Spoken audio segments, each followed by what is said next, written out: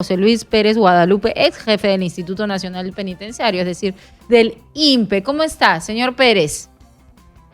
¿Qué tal, Giovanna, Manuel? Buenos días. Gusto saludarle. Buenos días, bienvenido. ¿Usted opina lo mismo, puede asegurar lo mismo que dice el actual jefe del INPE, que en estos casos de lavado de activos no se debería utilizar el grillete electrónico? ¿Hola? Aló, se va la línea, no se escucha bien. No me ha escuchado. Le decía si es que para usted tampoco se debería utilizar en este tipo de casos el grillete electrónico. A ver, algunas cosas previas. Mira, nosotros iniciamos este proceso de grilletes electrónicos hace 7 años en Proinversión y calculamos que esto iba a ser inicialmente para 2.000 internos y a estas alturas ya deberían de haber unos 5.000 internos con grillete electrónico. Lamentablemente ahora solamente hay 26. Es decir, esto se usó, creo que mal uso en este gobierno, que no se determinó para qué era el uso de los grilletes electrónicos, que era para que no entre más gente y para que pueda salir más gente de la cárcel. Es decir, atacar directamente el tema del hacinamiento y para que no ingrese más gente, justamente para evitar las prisiones preventivas indebidas o que podían plantearse otra alternativa, como el hecho de ser justamente comparecencia, pero con grilletes. Lo que pasa es que el presidente del INPE actual tiene razón, porque la ley 1322 indica qué tipo de delitos pueden recibir ese beneficio, y no está el lavado de activos. Entonces, primer punto, yo no digo, digamos, cuestionable o que tendría que evaluar el Poder Judicial. Segundo lugar, hasta donde sé y dice la ley, es decir, este es un beneficio que tiene que pedir el inculpado, no que el juez tiene que dar. El juez no puede dar si es que, y ahí está puesta la ley claramente, que no se puede dar sin la aceptación expresa de los posibles internos, en este caso internos, porque ya estaban dentro. Y en tercer lugar, la ley contempla para evitar la prisión preventiva. En este caso ya ha tenido prisión preventiva, ya se excedió el plazo de la prisión preventiva. Entonces dice, ya se excedió el plazo, pero quiero asegurarme de que no se va a escapar, entonces le pongo billete. Y ese es un caso de que efectivamente no estaba contemplado en la ley, porque no se pensó de que los fiscales, en este caso la fiscalía, y se iba a tomar tanto tiempo, después de 20 meses o 18 meses o 36 meses que siempre le ponen, excederse en los plazos. Tampoco estaba contemplado bajo ese supuesto. Es decir que finalmente lo que correspondía era una excarcelación, así de simple.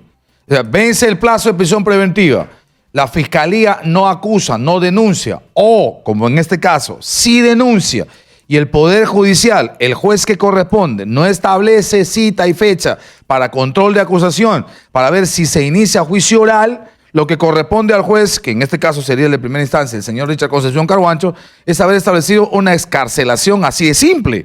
Pero me imagino que en un mecanismo para buscar, qué sé yo, pues proteger, que no fuguen, se da este tema del grillete electrónico. Coloquialmente no le quedó de otra. No le quedó otra, pero además aparentemente... Pero tampoco era su función hacerlo. Claro, según lo que usted señala, señor Pérez Guadalupe, aparentemente vulnerando el ordenamiento jurídico, porque si no puede decidir el juez por algo que no ha pedido el interno, estaríamos hablando de aparentemente una especie de exceso, ¿no? Lo que corresponde, y en derecho hay un concepto que se llama una responsabilidad incausa. En verdad lo que corresponde es que en el plazo que ha pedido el juez, el fiscal, el juzgado ya tendría que haber juzgado y sentenciado, no pasarse esos plazos de carcelería. Es decir, las prisiones preventivas, y ya ahora todo el mundo comienza a hablar del exceso que siempre hubo excesos de... Y eso que hemos mejorado, digamos, en el INPE ya estamos alrededor de 45% de prisiones preventivas. Hemos mejorado, no es que estemos bien, pero antes estaba más o menos alrededor del 70%. Es decir, estamos hablando más o menos de 40.000 presos con prisión preventiva. Así es, wow. Así es, claro. O sea, ya digo, pero estábamos en los gobiernos anteriores en 70%. Es decir, el punto más crítico ha sido en el primer gobierno de Lapra, eso sí, digamos, todo era caótico, recordemos, ¿no? O sea, pero ahora se ha ido mejorando, pero todavía no llegamos a los niveles ideales. Y una de las razones justamente para atacar la prisión preventiva excesiva eran los grilletes, es decir, que la persona ni siquiera tuviera que entrar a un penal. Ese era el primer, digamos, concepto que se planteó. En este caso estamos viendo de Cubas y Luyo, de que ya han estado en cárcel, ya han estado procesados, y la cuestión es que se les ha excedido el plazo de carcelería y han buscado esta alternativa, digo, que no está o no se contempla, a menos que el juez diga otra cosa o hay otra interpretación, no se contempla en la ley 1322. Y en ese sentido sí estoy de acuerdo con César Cárdenas. Cuando plantea el INPE tiene que acatar, el INPE tiene que decir, pero ha dicho, señor juez, por si acaso... Ya está. ¿Y está de acuerdo con que así con grillete electrónico y todo, el peligro de fuga es muy alto?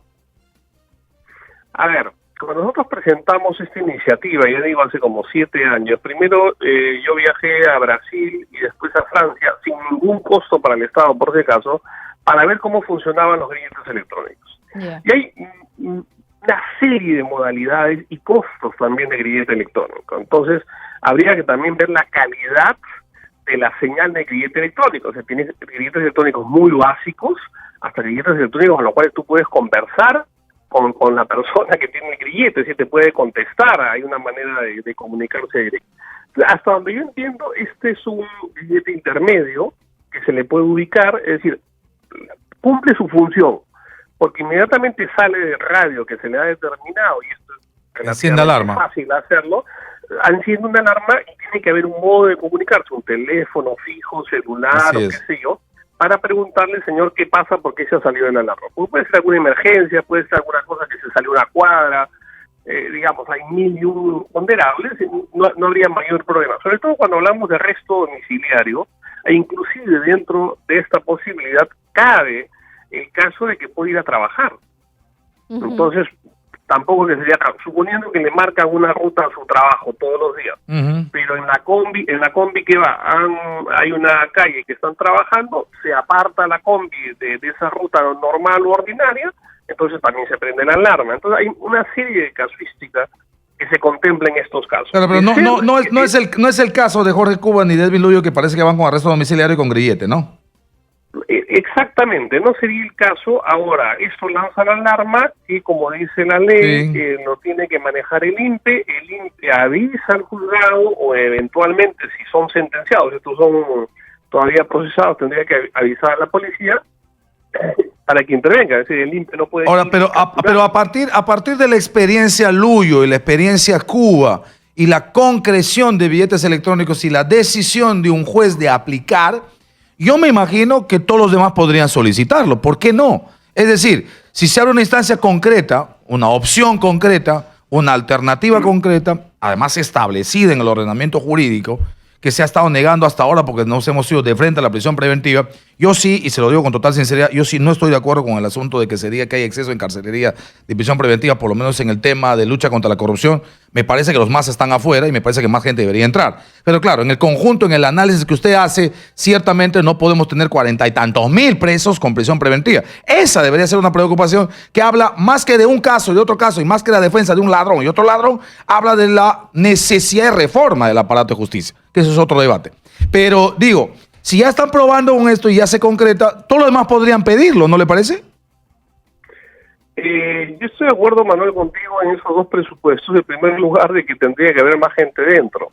Lo que pasa es que estamos, espero que no, pero si llegamos al 2021, con este gobierno va a tener el triste récord de no haber construido un penal en los últimos 50 años. Repito, en 50 años, el único gobierno que no ha construido un penal. Y si tú ves, hemos subido, ya estamos casi 100.000 internos, este gobierno no ha podido construir un solo penal. Es decir, si tenemos más hacinamiento que hace 3 años, si como bien dices, es decir, tendría que ir más gente a la cárcel en verdad, ¿por qué no construye más penales? Claro. No hubo una política de construcción cuando le dejamos una serie de proyectos para la construcción, en primer lugar. En segundo lugar, efectivamente la idea fue para reducir la prisión preventiva excesiva. Es decir, hay ciertos casos que el juez decide, a ver, el juez es una persona como cualquiera de nosotros que va a decir, señor, ¿lo dejo en libertad o lo pongo en la cárcel? Claro, tienes pocos elementos, recién ha llegado el caso, y no estamos hablando del abogado Bazán, que queda clarísimo, de acuerdo a todos sus antecedentes, de que tiene que ir a la cárcel, pero hay otros casos en el que el juez duda. Pero si tienen la posibilidad de decir, ya, no le doy prisión preventiva, lo envío a su casa pero con grillete. Es decir, una alternativa viable para que ese interno no pise un penal. Ahora, hay que entender por qué nosotros en el INPE en esa época hicimos esa propuesta, porque nosotros analizamos el 2012 y a partir de ahí, año por año, hicimos una estadística de los presos que salían de la cárcel y cuánto tiempo habían estado en la cárcel. Y en 2012-2013, aunque después fue disminuyendo, detectamos que casi el 70% de los internos que salían en un año no habían estado, o sea, en ese año no habían estado ni siquiera 12 meses. 70%. Si la pregunta es, no por qué salieron, sino la pregunta es por qué entraron. ¿Por qué volvieron a entrar? Claro. O sea, la cárcel no es, ¿me entiendes?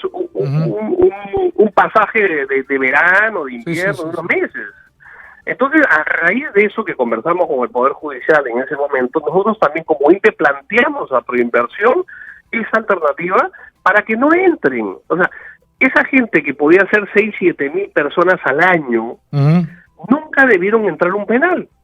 Entonces, si se les da otra medida, y si el juez, lógicamente, tiene que cumplir su función, también tienes una prisión mediática, le das una alternativa, está bien, no va a prisión, pero al menos yo lo tengo asegurado en su casa, arresto domiciliario con grillete y no se va a escapar. Y estamos en el marco de la ley, que es lo más importante, ¿no? Estamos en el marco de la ley. Pero bueno, vamos a ver qué implicancias genera este asunto de Edwin Lullo y de César Cuba, que ya están en casa, están con grillete electrónico. Y bueno, yo me imagino que lo primero que va a ocurrir es que mucha gente va a empezar a solicitar con toda razón del mundo. Que puede comenzar hoy día por César Villanueva. Bueno, vamos a ver. Señor Pérez Guadalupe, qué gusto saludarle. Gracias por responder nuestra llamada.